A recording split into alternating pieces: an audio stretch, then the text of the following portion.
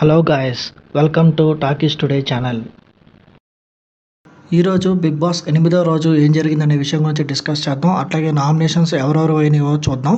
So వీడియోలోకి వెళ్ళే ముందు మీరు మన ఛానల్ ఫస్ట్ టైం చూస్తున్నట్టయితే ఒక లైక్ చేయండి, ఒక కామెంట్ చేయండి, అలాగే మన ఛానల్ని సబ్స్క్రైబ్ చేసుకోండి. చాలామంది మన ఛానల్ని సబ్స్క్రైబ్ చేసుకోకుండానే వీడియోస్ చూస్తున్నారు గైస్. మీరు సబ్స్క్రైబ్ చేసుకుని చూడడం వల్ల ఛానల్కి అంత ఎంకరేజ్మెంట్గా ఉంటుంది. సో సబ్స్క్రైబ్ చేసుకుని వీడియోస్ చూడండి. ఇంకా లేట్ చేయకుండా వీడియోలోకి వెళ్ళిపోదాం. Let's get started. Big boss season 9 రెండో వారం నామినేషన్స్ ప్రక్రియ మొదలైపోయింది. ఇందులో భాగంగానే ప్రతి ఇంటి సభ్యుడు ఒక్కొక్కరు ఇద్దరిద్దరు సభ్యుల్ని నామినేట్ చేసే హక్కు ఉంటుంది.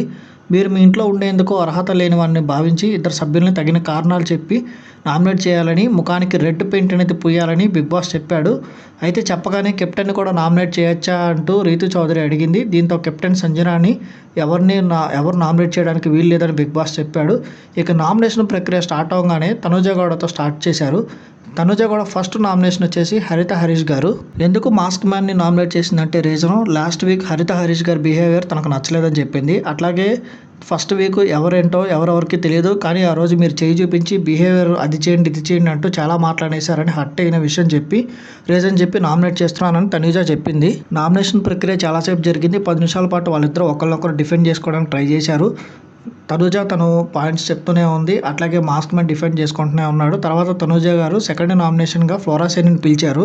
ఫ్లోరా సేని చేసిన పని తనకు నచ్చలేదని, అది కొంచెం శాడిజంగా అనిపించిందని చెప్పింది.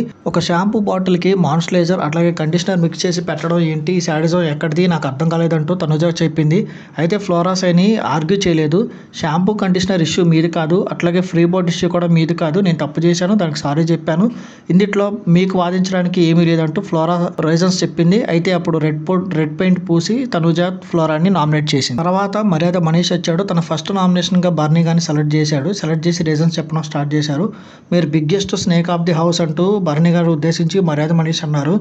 టెనెట్స్లో వాళ్ళకే గొడవ పెట్టడానికి చాలా స్ట్రాటజీస్ యూజ్ చేశారు, కొంచెం సక్సెస్ అయ్యారని కూడా చెప్పారు.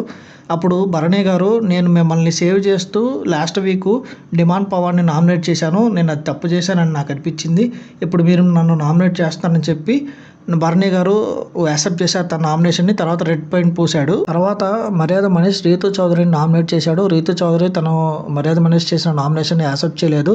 ఫైనల్గా బిగ్ బాస్ మీరు యాక్సెప్ట్ చేసినా చేయకపోయినా రెడ్ పాయింట్ పూసి నామినేట్ చేస్తే మీరు నామినేట్ అయిపోవాల్సిందే అన్నట్టు వార్నింగ్ ఇచ్చాడు. సో రీతు చౌదరికి చెప్పిన రీజన్స్ నచ్చలేదు. మర్యాద మనీష్ అయినా రీతు చౌదరిని నామినేట్ చేశాడు.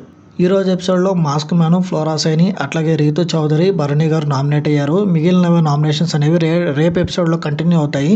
సో మళ్ళీ రేపు వీడియో చేసి మీకు అప్డేట్ చేస్తాను. ప్రతి కొత్త అప్డేట్ వచ్చినప్పుడు లైవ్లో జరిగినవి మన అప్డేట్స్ అనేవి మన వీడియోలో చేయడం జరుగుతుంది. మీరు చేయడం వల్ల ఒక లైక్ చేయండి, కామెంట్ చేయండి, మన ఛానల్ని కొత్తగా చూస్తున్న వాళ్ళు సబ్స్క్రైబ్ చేసుకుని చూడండి.